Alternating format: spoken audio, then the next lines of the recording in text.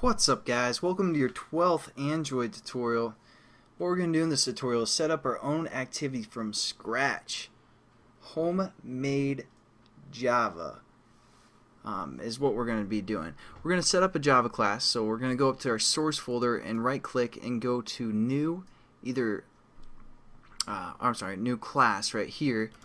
Hit OK, and we're going to call this Splash with a capital S. And again, I should just tell you this because since we're working with Java, it's basically good grammar for your class names to start with the uppercase letter. I didn't do that with the starting point, that our other class that we have called starting point, but general rule of thumb, you want to have it uppercase. Not a huge deal, but you know, whatever. And then we're gonna hit finish. Got our class started. And now as we're just also going to open our starting point class as a reference. You guys can kind of see what we need to set up here. Now, right now it's just a Java class. It's not an activity. And Android uses activities. They're basically like different tabs. For example, this is a tab, and then this is a tab. Think of this as an activity for the most part. And then we can open up this activity, and it'll put that previous activity behind it. And then if we hit the back button on our phone, it opens this activity. I don't know if that made sense, but they're basically like different windows or different tabs. That's what an activity is. So we want our Splash to be an activity. So what we're going to say is extends activity. And what extends means is that we're extending the activity class. So we have to import this activity class, which comes from the android.app package, again from the SDK for the most part. So we're going to import that. And what extends means is since we're using or extending this activity class, we can use some of the methods from within that activity class. Now let's go back to the starting point, and we notice that we have this method called onCreate.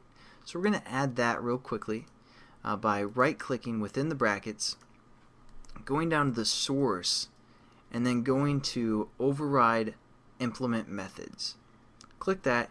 And as you can see, here's our activity class that we're extending, and we can use all these methods from within that activity class. There's a method called onCreate, which you guys saw in our starting point activity.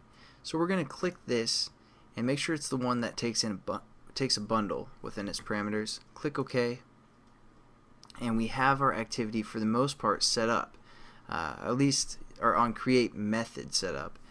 And now basically I kind of want to quickly talk on the Java. Just kind of give you guys a little bit better understanding of what's going on. Public, just think of that meaning that it's accessible by other classes or other, for the most part, other classes. If it's private, for the most part, it won't be able to be accessed by those other classes. And again, we're setting up a class. Again, that might be a confusing word for new Java programmers, but basically a class defines certain things. I'll get into that explanation later as we go. Just know that this is a class, what we're setting up. All these are classes over here under our package, and we're extending the activity class so we can use this method called onCreate. Now anytime you guys see void, that basically means that it's going to be a method. We're using a method. So when you see void, just think of a method for the most part. And this method is called onCreate, and what it takes within its parameters is a bundle. So this is just like a variable we set up. So we could change this bundle to something like Travis loves bacon. Again, we're just renaming the variable, and then we're sending that variable to the superclass for the most part, and giving it some data. So we need to change our variable down here to Travis love bacon. I guess it's supposed to be Travis loves bacon, but it's just Travis love bacon. That's my middle name and my last name, love bacon. But there we go. So basically we're sending this bundle into our superclass. You guys don't really need to worry about what super is, since again it sets it up for you, but as you guys get into Java, you'll realize what that is actually doing. It's using the method onCreate. Just don't worry about that. Okay, now the other thing that we want to do for this activity is set up the content view. This is how we're going to let this activity have the background of our layout that we just set up called Splash. So to do that, we use the method called SetContentView, and within the parameters we're going to reference that Splash layout by going r.layout.splash.